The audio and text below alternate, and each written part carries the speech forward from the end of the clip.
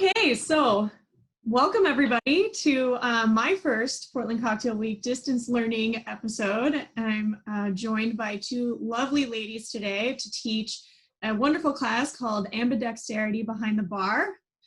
For anybody who has broken their arm or maybe their leg, but probably less relevant to their legs, they probably understand the importance of being able to use both sides of your body. I certainly do, because when I was 11, I had to teach myself how to write with my right hand. So I am left-handed. Anyways, so these sessions are sponsored by Campari Academy. Campari Academy is our essentially learning or education arm of Campari America.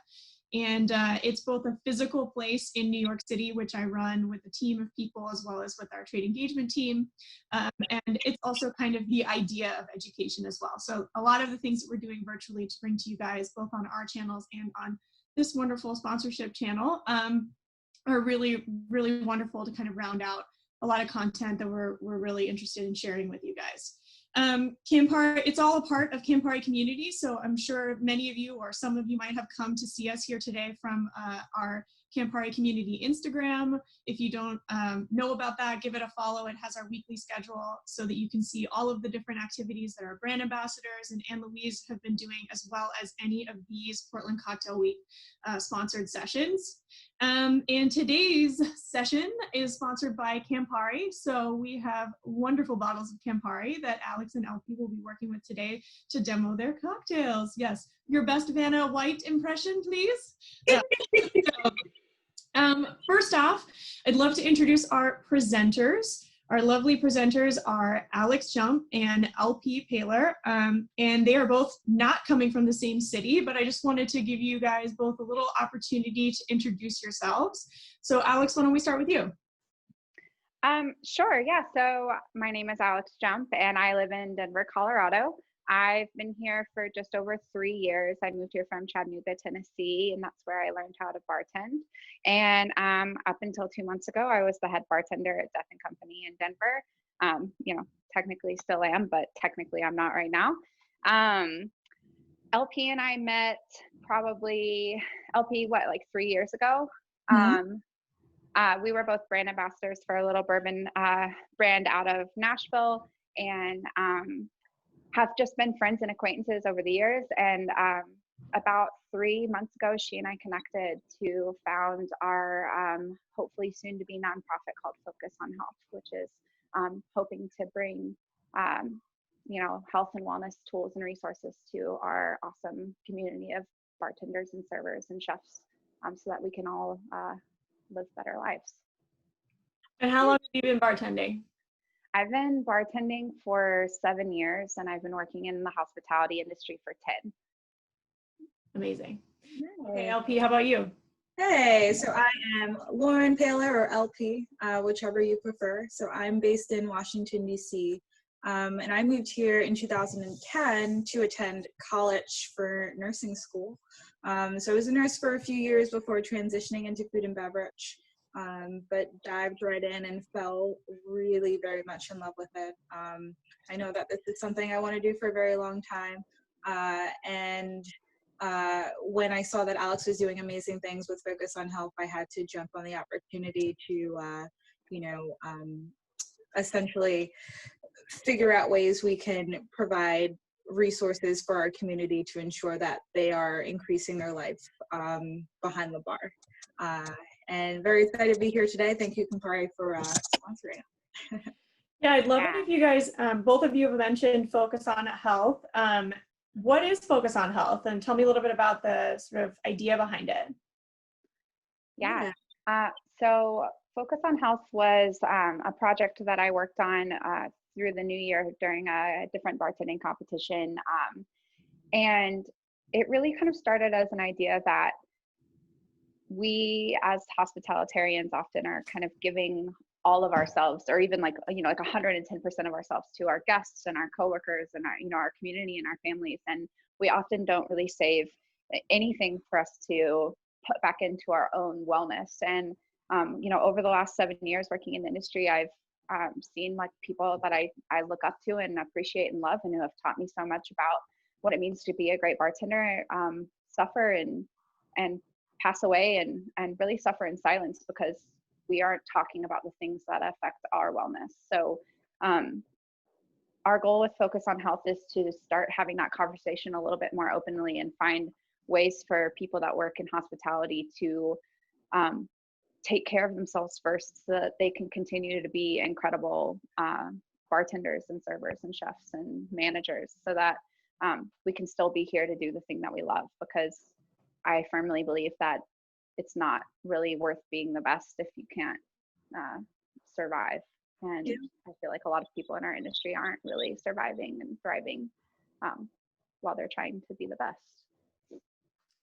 Yeah, so today we're going to talk about how to basically be better to your body, right? Treat your body a little bit better, but also about optimizing your body as well for using both sides of it, right? So for those of you who don't know what ambidextrous means, it just means that you are using both sides of your body. You don't depend on just your right or just your left, basically just your dominant hand in order to perform especially detail-oriented tasks.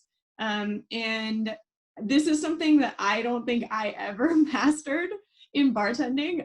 When I was a bartender still, I'm pretty sure I could only stir with my left hand, and I could shake with both hands, but I definitely was not one of those people that could just be like, woo, and like doing all of the things all the time.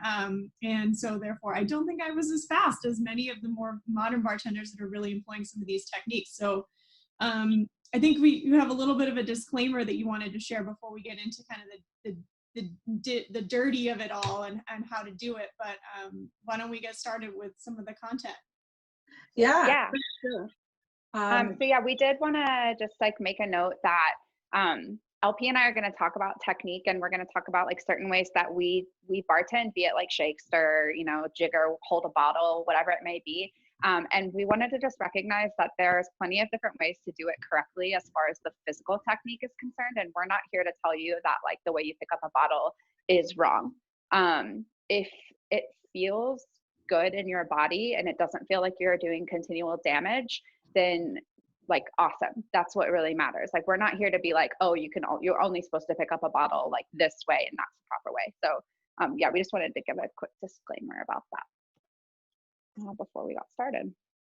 So LP, you want to hit it off? Yeah. So, why are we here? Part of the thing that Alex and I really wanted to place emphasis on with Focus on Health is that, we can have long lasting careers behind the bar. And a part of the way that we can do that is ensuring that when we are behind the bar and we are working behind the bar, that we are moving with intent. Think about how many times there's something on the floor, and instead of taking that extra second to pick it up properly and utilize your leg, to utilize your back. When we do those things over and over again, we actually are causing a lot more strain and deteriorating our bodies, which is not ideal. So we really want to look at this idea of longevity and efficiency, and how those two topics are so important to ensure that when we are working behind the bar, that we are not pained, and that we can do what we love to do on a daily basis with as little strain as possible. Yeah, and something that came up when LP and Jessamine and I were talking through this class a few days ago was actually the concept that, well, not the concept, but just that we've all had like 2 months or maybe more, depending on where you're living, where we've not been working. And, it's definitely not been something that any of us like wanted to have happen. And like, I don't think any of us were like hoping to have this long not getting to work and do what we love. But that being said, it's very rare in our lifetimes that we get that much time to kind of reset your whole body and kind of start fresh. And so I think that we all could benefit from looking at this opportunity as like an opportunity to get back to work and really start fresh with technique and kind of kick any old habits that we didn't like that we did behind the bar, and really focus in on some skills that we might want to improve or learn. And so kind of taking advantage of this time that we have left at home before we go back to work, and then those few weeks and months when we're getting back behind the bar, like that is an incredible opportunity to really focus in on learning a new skill or teaching yourself a different technique or just like improving something that you already know how to do. So a little bit of a silver lining in all of this is just that we really have that opportunity to kind of make something positive out of something that's been like fairly crappy. So yeah. So before we break down and talk about the actual movements of bartending, I really wanted to look at the mechanics specifically. So body mechanics play a very, very big part into how we work, even if we don't realize it. These are going to be tools that can be utilized for bartenders, for servers, for chefs. This is really a front of the house and back of the house skill. And we'll be walking through techniques to reduce the amount of stress and pain that you experience during a shift. Introduce tips and some helpful hints that you can utilize to provide you with relief and give you tools to increase your career behind the bar. And again, this idea to be, this idea of being consciously aware of your movements and being intentional with your movements is really important to remember because at the end of the day, we can actually strengthen our muscles and our joints and our limbs and those body parts versus deteriorating them over time. And that is optimally the goal. So we are going to start with how we stand behind the bar, because I think it's one of those things we often take for granted. We all know how to stand. We've been standing since we were very young. I think one of the things we don't realize is that when we're standing, we're utilizing many, many different components and parts of our bodies. So we think of standing and, we're obviously utilizing our legs and our hip muscles, especially our quadriceps, our hamstrings, our glutes, and even some of our abs. So a little bit of our upper body too. And when Alex is demoing this, you'll be able to understand a little bit of how that is broken down. Yeah, so, really, we're not going to like move my camera over here so you can like see how I'm standing. And obviously this bar isn't necessarily like the height of a bar that you would typically work at.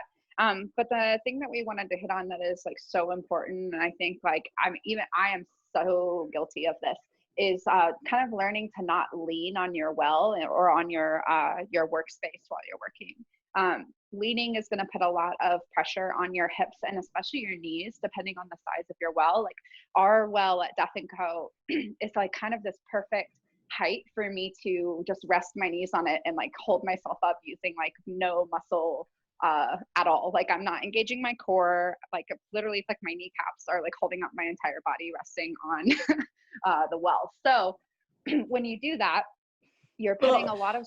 That was my entire career bartending. So. Like, Whoops. I was telling LP the other day that like I'm like out.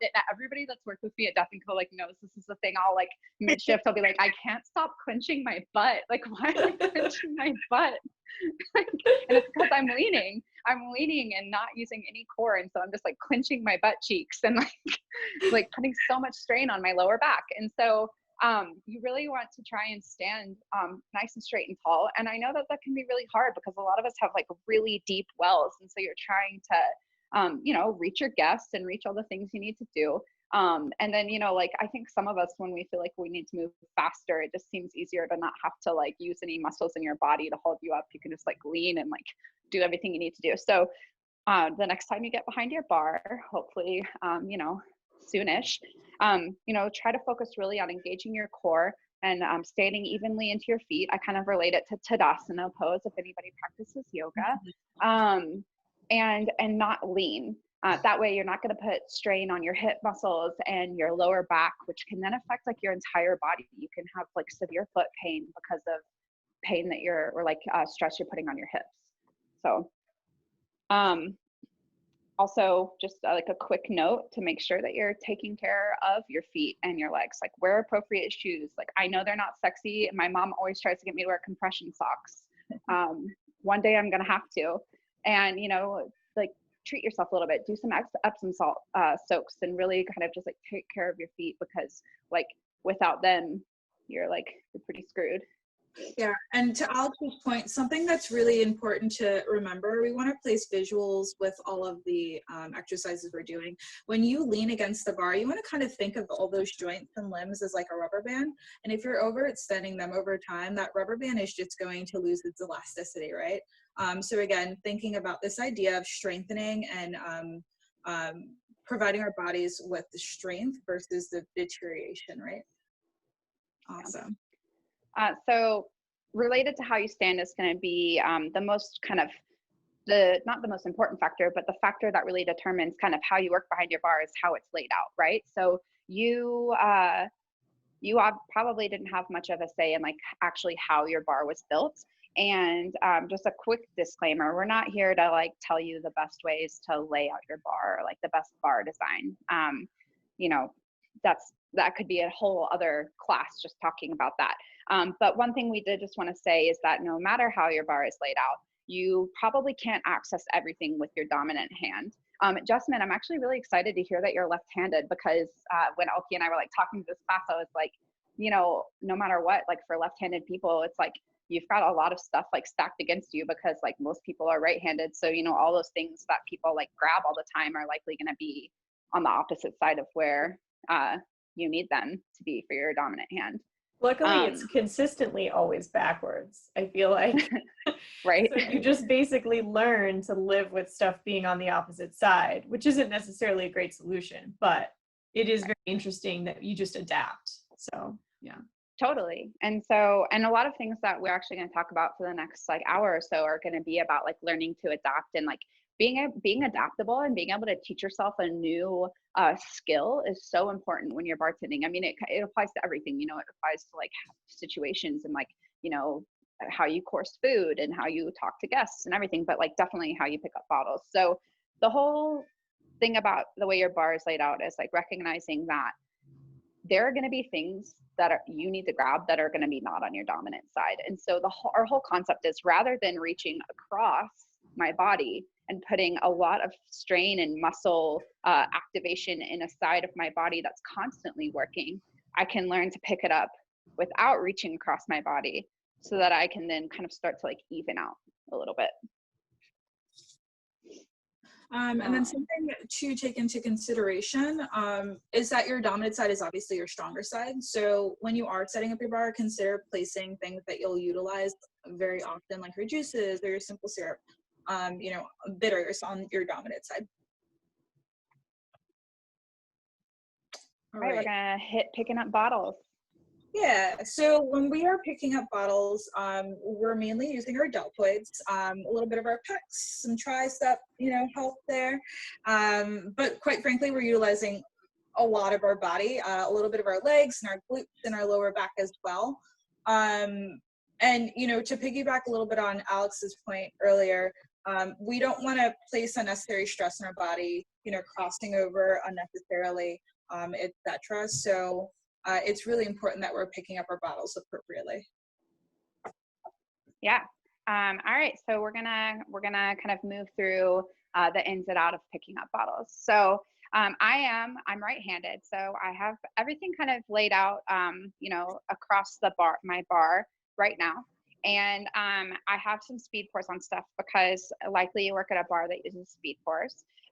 So like I said earlier, it's very natural for me to pick up things with my right hand. That's what I've used my whole life. But when I'm working at the bar, if I'm doing this over and over and over again, that, you know, that's great for my like 1 hour exercises, but it's not so great for, you know, my career, you know, like my entire career behind the bar. So, you know, normally I have my jigger in my left hand and I'm picking up bottles with my right hand. So I'm going to make a Negroni. And then I would, rather than do this and have to come across my body, which also it's like, this isn't a great example, because if I were at an actual bar, you know, I'd probably be more like here and it would be like a reach like this. So the concept is basically, I'm just going to put my jigger in my right hand, which is a little bit less natural for me, and I'm going to pick up with my left hand to pour. So before I do that, the most important thing about like making this efficient, because if if you don't have everything set up to be efficient, then it's kind of pointless and you're really working against yourself. So the most important part about this for being efficient is you want to make sure that you have your speed pores flagged correctly so that you don't have to kind of stop and think. And so these are speed pores. If you've never used one before, there are some really, really good ones out there. There's a ton of terrible ones out there. And if you have your well speed poured, so basically, when I show up to work, I bring all, the bar tools that I like to use, my personal bar tools, and I'm going to set up my station so that I'm like ready to work. So part of that, other than putting out my bar tools, is going to be checking the well, checking all of my cheater bottles, and kind of based on where I stand at my well, flagging my pores so that I can work as quickly as possible. So that would mean basically I kind of go right down my body, and anything on my right hand side should be flagged with the speed pour pointing to the left, so that that little air pocket is going to let it pour very easily. And then anything that is on my left hand side is going to have a speed pour that's flagged to the right so that I can pour it very easily. So that being said, say my sweet vermouth, just push my bar down. Was that easy in real life, right? I know, right? I'm like, okay, ready to go. I just wish I was 6 inches closer to the service well, really. Yeah. Bring it on, happy hour. I miss happy hour. So say my speed pour lives on my left side and I get to work and it's flagged pointing to the left. Well, if I'm going to try and, jigger, this air hole is now working against me. And so I'd either have to, flip the whole bottle around, and let's imagine that this bottle had a label. It would probably make more sense if we did this with the Campari. So if my speed pour is flagged the wrong way, well, now I can't pour it quickly. It's going to be a total disaster. I also, if I'm bartending to the standard that I like to bartend at, which is having my label out, simply turning my bottle doesn't really help, because then my poor guests, can't see the label, and that's, rude to them. So I'm just How would they know it's Campari? I mean, how would they know it's Campari? I could be tricking them.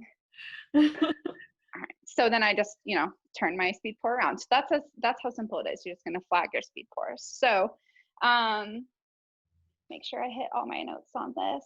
Okay, there's a couple of comments actually in the feed that are sort of saying that they were actually forced early in their career to actually have to use both of their hands, and that it was a benefit. Yes. One person who had a left-handed well that they had to rotate through. So there's a lot of people that have gone through some terms with this. So that's amazing. I mean, like, so like good for them. And like, I've definitely bartended with left-handed people before and like not had a good bar set up to where, you could do that.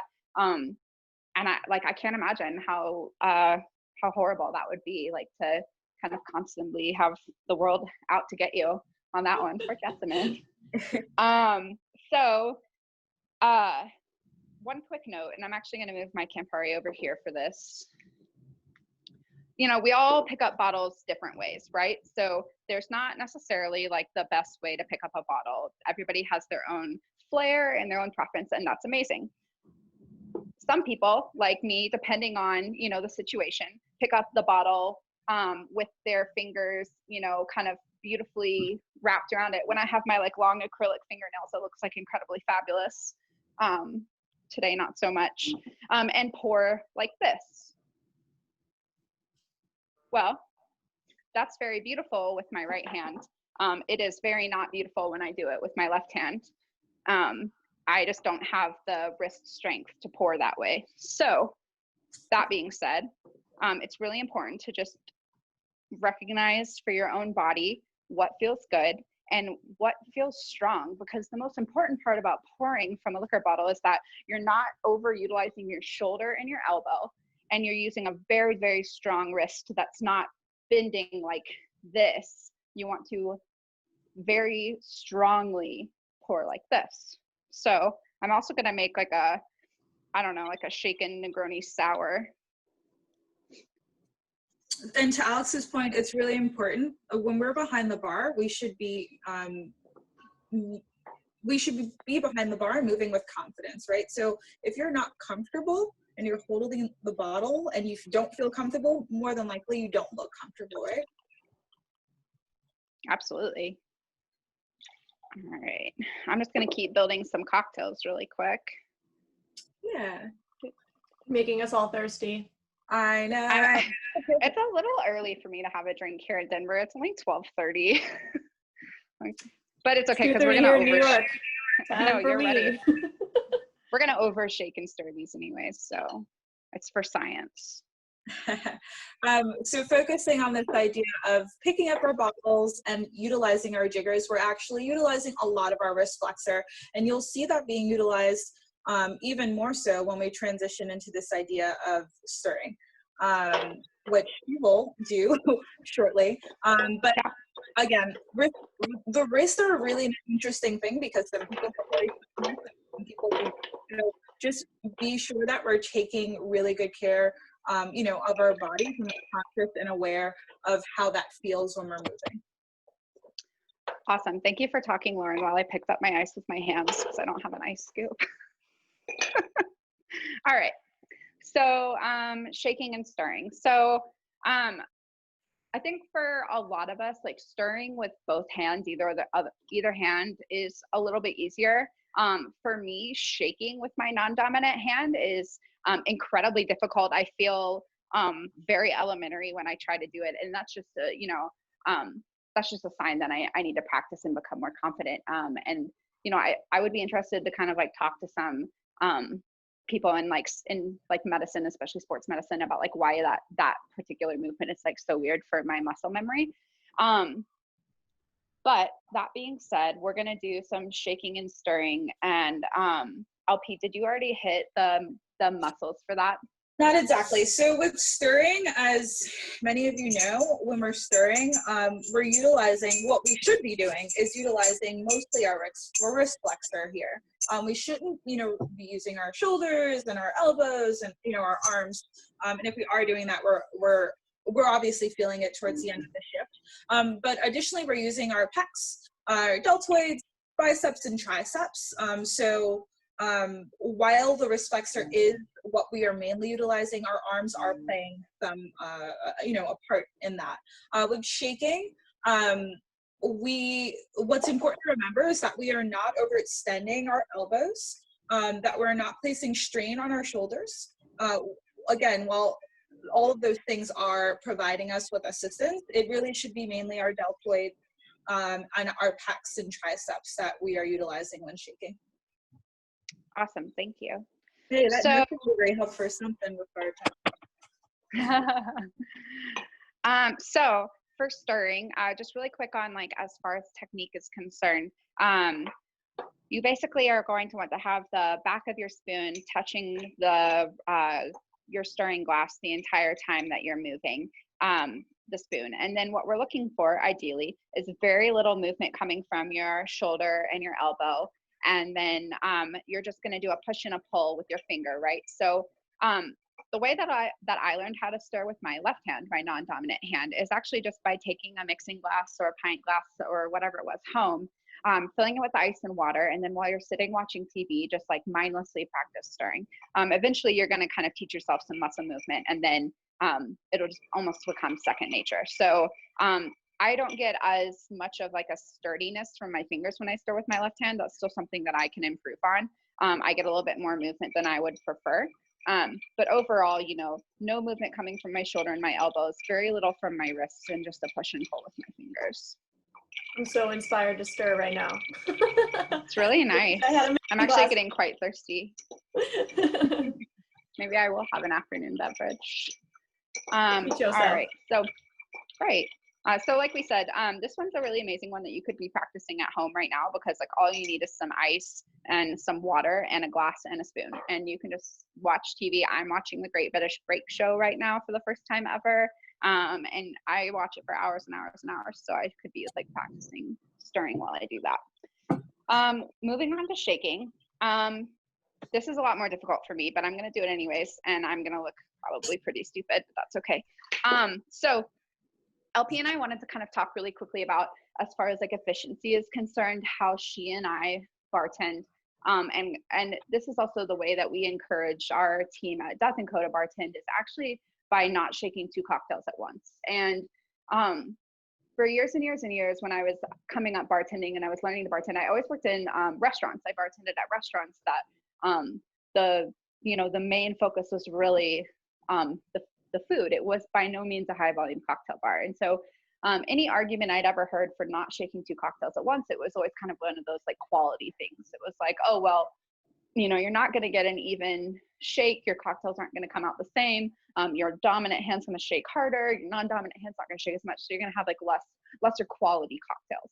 And I don't know if I like fully buy into that necessarily, but what I learned after I started working behind the bar at Death & Co, where we very much are a high volume cocktail bar, and in particular, if you're working in service well, you might be making upwards of like 250, 300 cocktails a night, was that if I continually shake 2 cocktails at once for a 8 to 10 hour shift, I'm going to lose steam very quickly and put a lot of strain on my shoulders and my elbows that I didn't need to put. So that being said, what I started doing, I started buying into the whole thing of like, okay, you only shake 1 cocktail at once, and then you do it within the technique that is, the best to preserve your elbows and your shoulders. The thing that was hard for me to buy into about that was that I was only shaking 1 cocktail at once. So like inherently I'm like half as fast. I'm like, I'm twice as slow. But what I eventually learned and what I was able to buy into was that if I continually taught myself this muscle movement and this like very kind of strict technique of this is how I do it, eventually, and actually it didn't take that long, I would become just as fast shaking 1 cocktail at a time, because I was able to keep my energy and my strength, my momentum through my entire shift and not totally wear myself out if I just had to shake, 4 cocktails back to back. So it's kind of this concept of like being patient with yourself and enforcing this pretty strict, like, this is my order of operations, so that you can teach yourself to become way more efficient and way faster, while also providing yourself the longevity of being able to work really long shifts, really trying shifts, really busy shifts without just like destroying your body. Were you also LP, stirring cocktails at the same time as well? Like, are you shaking and stirring, just maybe changing the way you would maximize your efficiency? I don't. I normally actually don't stir and shake at the same time either. And I would say it's definitely a benefit of a pretty strict order of operations that our beverage director, Tyson, has put into place for how we put out cocktails at Death & Co. And I think that really helps. But we build cocktails in a way that, like, I don't need to be stirring my martini while I'm shaking my daiquiri, because I actually should have my martini completely finished and garnished, and then like the very last thing I should do is just quickly shake my daiquiri, strain it, and like out it goes, kind of thing. And like obviously, like, we could talk about that for like hours and hours and hours about like the proper order of operations for putting out drinks. But yeah, like I normally don't need to, and the way that I've now learned to shake cocktails requires 2 hands anyways, so I'm never really like doing a this while doing a this. Yeah. Mm-hmm. And this idea of forced discipline really does equate to intentional movement, which is going really much piggybacking on that idea initially, right? We make that initial sacrifice for efficiency to increase longevity at the end of the day. 100%. Yeah, it is like, it's like an initial sacrifice. I agree with that. Okay, so when I normally shake, if I'm shaking with my dominant side, which I always am, because I've not put any, I've not been strict with myself about learning how to do it the opposite way. And the new way that I've learned to shake is kind of like it's working towards, I guess, being a Japanese shake, if you want to say that. So basically, I seal the tin with my dominant hand. My pinky is really providing a good amount of pressure. I have a seal coming here, and then my thumb is like holding it back. And like generally, I feel I have a lot of control over the tin itself just from holding it this way. I'm never really afraid that it's going to pop open because of just my right hand, my dominant hand. And then my left hand is kind of cradling it like a little ice cold shaking Negroni baby. It's very cold. My hands are You forgot what that felt like? Yeah. I need My to start shaking fingers cocktails at hurt. home, so I am ready to get back to work. Yeah, so I've got a nice hold with my non-dominant hand. And LP and I actually shake a little bit differently, which is, so it's cool to kind of see the difference. But I get very little movement from my shoulders and my elbows. And it's very much a rock and roll with my wrists. That's gonna try to create kind of like a figure 8 motion with the ice, right? So you're not like shattering it. And so, sorry, it's gonna be loud. And I'll try to slow it down. It's like and I will say, shaking this way, I do start to feel a little bit of like tension in my wrist because a lot of movement does come from them, especially my dominant one. So if I were going to shake with my non-dominant hand, it's hard for me to even figure out how to hold it, honestly. It's like so uncomfortable for me.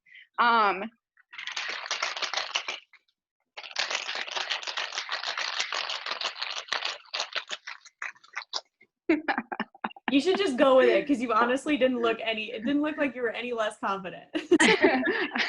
I feel like when and then I think it's important to kind of note in your head, okay, like what feels weird about this? Because if you can recognize what feels weird, then you can start to be like, okay, so like, how do I make it feel not weird? Exactly. So like for me, that feels weird because like when I shake with my dominant side, I actually am leading with my left hand. And so it's a flick up of my left wrist and a push down with my right wrist. And so to flip that is like very unnatural for me. So something that I need to work on. And I just, go ahead, LP. Something to note, just because it feels weird doesn't mean it feels wrong. And what I mean by that is when you're utilizing your non-dominant hand, it's going to feel weird. That doesn't mean it's wrong. What is wrong is when you are inflicting pain on yourself or upon yourself while you are utilizing these exercises or practicing your shaking or stirring, etc. I forgot to get glasses for my cocktails, so I'm just over at my freezer. But they're going to be nice and frosty, appropriate order of operations, actually. The thing too with shaking, which is really important and something Alex touched on a little bit, is that whichever arm is your dominant arm at that moment, you are leading the movement with that arm, and the non-dominant hand is honestly just guiding that movement to assist with not putting any stress on your elbows and your shoulders. So everything should flow nicely. Absolutely. And then just to kind of display how I used to shake cocktails, when I was still just doing one hand at a time, but kind of trying to learn it better, was kind of like this. And so it was a lot of movement coming from both elbows and shoulders, and a not super helpful seal. And I have had plenty of cocktails pop open on me doing it that way. So definitely kind of a benefit of learning to kind of do this hold. All right, so now I have a very watery, stirred and shaken Negroni, and we're gonna strain them. So LP, you wanna kind of chat through that? Yeah, so this idea of straining, so we're using a combination of movements here. When we're utilizing our Hawthorne strainer, or our strainer, I'll grab these so you can see. Obviously using our wrist flexor here, right? And then using a little bit of our pecs, biceps, with this specific strainer, and then with our julep strainer, a lot of our wrist flexor. It's mainly our wrist flexor. So a little bit of advice I have for that would be, don't feel ashamed if when using your dominant or non-dominant hand, you have to guide it with your other hand. Again, whatever feels right. We want to like kind of build up that action. So don't force it. 100%. So I start with a Yari, and I just like have this thing where I can't strain out of a Yari with a julep strainer because I just like, I feel very not in control because they like sit too far down and whatever. So I actually don't even have a julep strainer at home. So I'm going to strain with the Hawthorne. Nobody judge me. And I'm just going to do it with my left hand. And I think overall of all the tools to not have, it's like the best one, right? Because I think I would say probably like 99% of people feel pretty comfortable straining with a julep from either hand. It's, it's a very similar movement. It's, it doesn't require much thought unless you're trying to strain with a julep and a Yari and you're trying to hold back all that ice because your julep like sits very far down. But Yaris are very heavy, and I don't put a lot of, I don't do a lot of exercises for my left wrist. I have notoriously weak wrists and ankles anyways. So it is kind of heavy. So yeah, just like using the base of your hand to hold up the Yari. Everyone can pretend that was a julep. And the ice is like trying to fall out, make you look like an idiot. The worst. Everyone knows what I'm talking about. It's awful. Okay, so then the more difficult one, wow, this shaken Negroni looks so flat and terrible. It's gonna be like the same color as the stirred Negroni when it comes out. So, I think 9 times out of 10, I would argue that like most bar setups, you're gonna have your Hawthorne and your fine mesh strainer like exactly where you want them to be, right? Because it's a very important tool to use. And so, I would first of all argue that if you're having to reach over your body to grab your Hawthorne every time you work, you should like maybe think about putting it somewhere else so that you don't have to do that. It's like an integral part of having to work. That like it might be an easy fix. It may not be. But there's like that one time out of 10 where you just like you can't change it. It has to be on the opposite side. For us, we have a bar upstairs at Death & Co. where unfortunately it just like the Hawthorns can't be anywhere else. They have to be on your left side. And for a lot of us, that's our non-dominant side. So for months and months of working upstairs at this bar, I was crossing over my body to grab Hawthorns. And then I finally realized, I was like, this is so against everything that we're supposed to be doing. Like we're supposed to be ambidextrous. Like why am I not just learning to strain with my opposite hand? So I actually just moved the fine mesh, which, hang underneath the bar so you can kind of move them wherever, to my right side. And then I just started trying to learn how to strain with my opposite hand.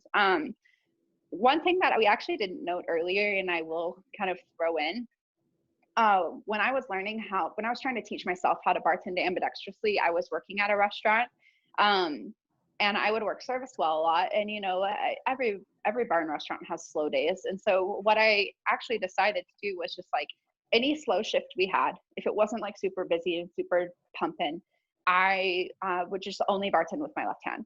And after like maybe a week, I really started to feel pretty comfortable doing it. I actually wish now that I had also tried to shake that way, because then I would probably feel very comfortable doing that. But so for straining, we pick up our Hawthorne with our right typically and our fine mesh with our left. Really quick, like hot tip. Way back before I ever was working for Death & Co., there was a cocktail conference called Bacon, and our owners, Alex and Dave and Devin, did a kind of technique. It was more like a whole bar talk, but they talked a lot about technique, and they talked about holding fine mesh strainers, which I'd never thought about before. My whole life, I just held it like this, and tap, tap, tap, tap, tap. And then they were like, why is everybody holding fine meshes like that? It's very unstable. You don't have anything to support your fine mesh. Why don't you just flip it around and hold it like this between your fingers with the cone coming into your hand? And then you have this very supportive hand that is going to keep the fine mesh from bouncing back and forth when you're tapping it. And I started doing that right after they said that, and I've never looked back. So hold with your left, strain with your right. That's how we would normally do it. If you happen to be in a very unfortunate bar situation where you can't have your strainers on that side, very simply, you just have to do it the other way. It's just not that simple because you're not used to it. So you just hold and strain. Definitely. It looks like holding a fine strainer that way. Yeah. This shaken cocktail looks like all of the like crystal clear Cosmos that they drink on Sex and the City. I would still drink that. with drink. You know, the drinks that just look like cranberry juice that's not even been agitated. I've just been watching Sex and the City for the first time ever, so it's like the only thing I can relate to right now. All right, so now we have our shaken and our stirred cocktails, and they're both strained. You know, one thing that LP and I didn't include in this presentation is knife skills with your non-dominant hand. And I'm just going to quickly say, I don't think that you should try to learn how to do that while you're at work. I don't That's cut fair. with my left hand. I don't cut with my left hand. LP, do you cut anything with your left hand? I don't trust myself. Yeah, no. Yeah. So maybe that's one instance in which you're not really going to trade in for efficiency, especially if you cut yourself. So I think peeling probably falls in that category as well. 100%. I literally can't imagine trying to peel with a lemon with my left hand. The most dangerous bar tool. I mean, I cut my hands peeling with my dominant hand. I wouldn't have any fingernails left if I was doing it opposite. Exactly. Totally. Excellent. Yeah, so thank you, everyone. This exercise is really important to us again because there are so many things that we can do as individuals, as bartenders, as restaurant folk, to ensure that we are, being efficient, we are being intentional, we are not placing strain on our bodies. Because when we do things the incorrect way, and we are working 8 to 10 hour shifts, and we are working 5, 6, 7 days a week, it does take a toll on our bodies. So we do believe that it's really important to invest in our health. I am an advocate for utilizing things like yoga, lifting weights, if that's something you already incorporate in your routine, and it really does help. Investing in your health and injury prevention is really important. And those are just some of the ways you can do it. I mean, I would highly recommend stretching before and after your shift. Doing things like the Epsom salt bath that, Alex said, for your feet and for your hands, wearing proper shoes, just taking the necessary steps to ensure that you're taking care of yourself. Yeah, and that being said, listen to your body. I think that a lot of us have probably been in situations at work where we kind of experience like continual pain for maybe like longer than even our one shift. Like, and if you're experiencing pain that's going on for long periods of time, like, please stop putting yourself last. Like, put yourself first for once and like go figure out what's wrong, because it could be something a lot more severe than you realize. I had like an issue with like some nerve endings in my foot that, I put off for a long time, but I would like cry and cry and cry after work because I was in so much pain, and like weeks went by and I was like, why have I not gone to the doctor? Like, something's not okay. So like, really listen to your body. Like, if something is hurting you, like take a moment to be like, is this just because I'm like sore and I work out too hard, or like, is there something wrong? Because we do have an incredibly demanding job physically, and things are going to happen. Absolutely. And we are firm believers that being a bartender can be a lifetime job. It saddens us to see people who love bartending leaving the job of bartending so prematurely and so early because they're pain. They don't feel great, they don't feel their best. So we do believe that we're in it for the long haul. Some of us did not expect this to be our careers. A lot of us thought this would be a stepping stone, but because this is our career and because this is something that we do very much enjoy and that we love, we want to make sure that we're investing in ourselves and making this as enjoyable as it can possibly be. Yeah, I think it's a great opportunity. I mean, we kind of talked about this on our call before the class, but really taking this time that everyone has as a downtime, really to look at it as an opportunity to start cementing some of these tools and techniques. It's like when you're in the middle of service and in the weeds is not the time to start practicing with your left hand if you're not left-handed. And I feel like that's the situation for so many of us all the time, that you don't really have that slow moment. You know, like Alex, you were saying that you taught yourself how to, you know, you were using your left hand pretty much the entire time when you were at that restaurant bar, because it kind of afforded you that opportunity. But quite often, like, unless you have that opportunity to sort of put in the training, then you're not necessarily going to ever get better at it. And all of these things that you've talked about today, both of you have been about really cementing muscle memory, right? Like it's not just bartending, it's anything. If you're like ride a skateboard or a snowboard and you want to ride switch down the hill, like it feels so weird the first few times you do it, and you will fall. And you know, it's only after you do it a bunch of times that you really feel more comfortable and confident, and it actually does feel like second nature.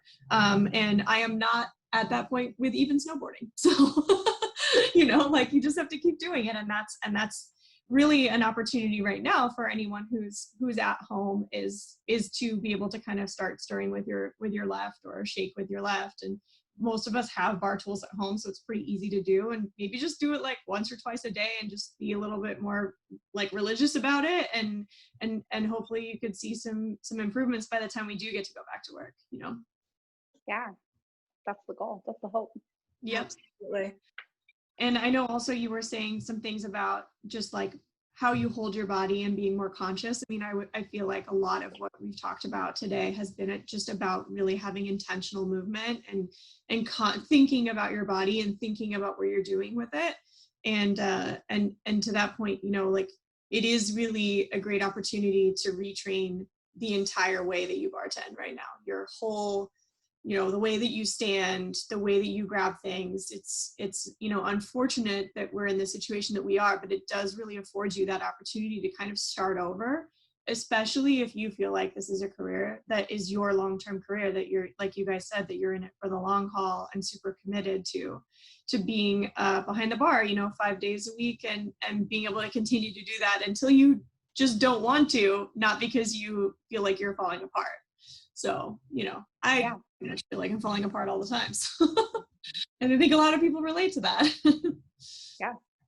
Yeah. We had some time for some questions. Jessamine, were there any questions on the Yeah, Facebook? I mean, I think a few of the questions that we have are kind of more about logistics questions for you guys on if you have any tips for specifically getting back to bartending and retraining yourself. Is there a place that you would start?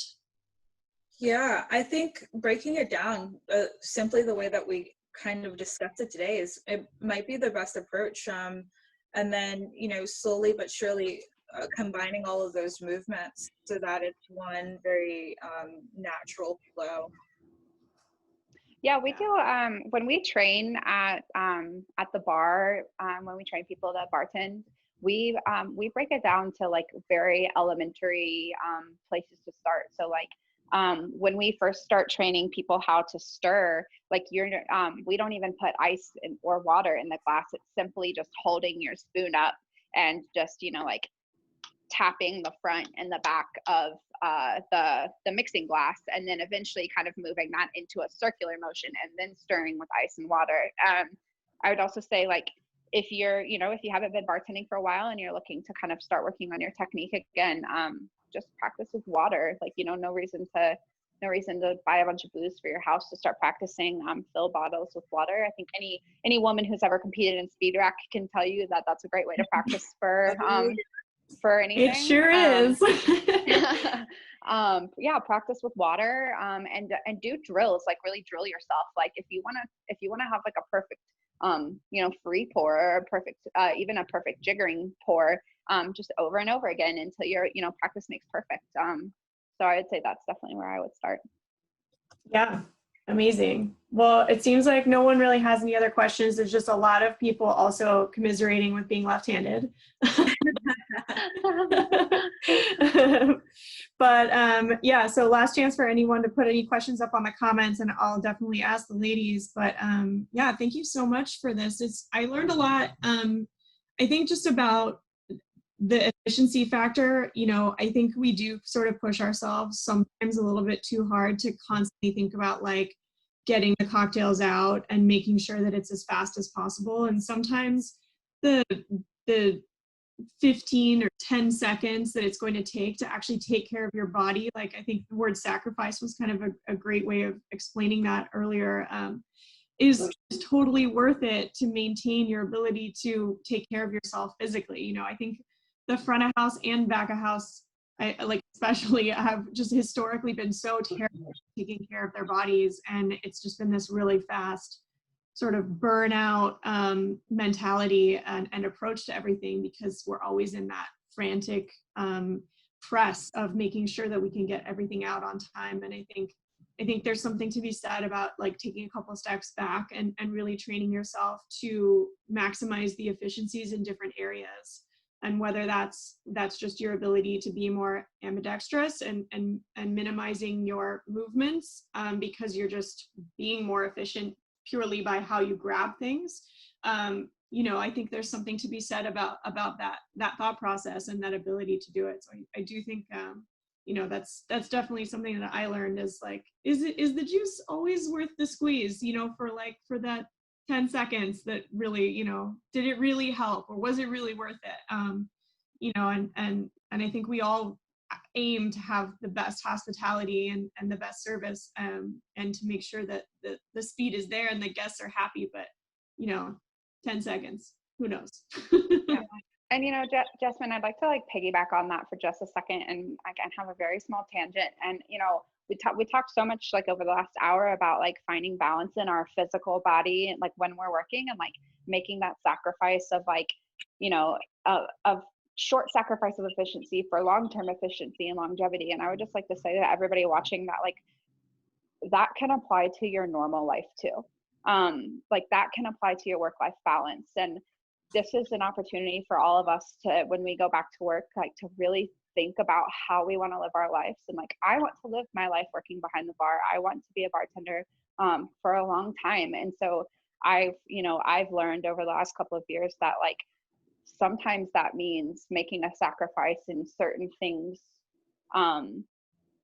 work related, so that I can have a little bit of balance in my life. And so kind of learning to not always, it doesn't always have to be about making it to every cocktail conference. It doesn't always have to be about going to every educational training. It doesn't always have to be about being the last person at the bar till last call, like hanging out with your friends. Like sometimes making that sacrifice to have a little bit of balance in your life can result in you being a better bartender and a better manager and a better employee and coworker and hospitalitarian, because you're giving yourself a little bit of balance. So Yeah, that's just my little 100%. Yeah. Well, ladies, is there anything else you'd like to say before we close it up? And I definitely want to say thank you for presenting all this material. I know there was a lot of people on today that I'm sure also appreciate it, so I'll speak for them. If you guys yeah, I mean, thank you so much, Campari. Like, yeah, we appreciate it. Yeah, it's like so hard to tell if like LP's trying to talk or if I'm trying to talk, but thank you, Campari, for sponsoring this and giving us a chance to kind of talk and you know, we may not be at the bars right now, but at least getting to spend time with people that we love and talk about something that we love. So I really appreciate it. Yeah, we will be soon, right? Absolutely. Yeah, Absolutely. All right. Well, thank you so much for your time, and thanks everyone for joining us today, and we'll see you on the next session on Thursday. Thank you, everyone. Thank you. All right. Thanks. Bye.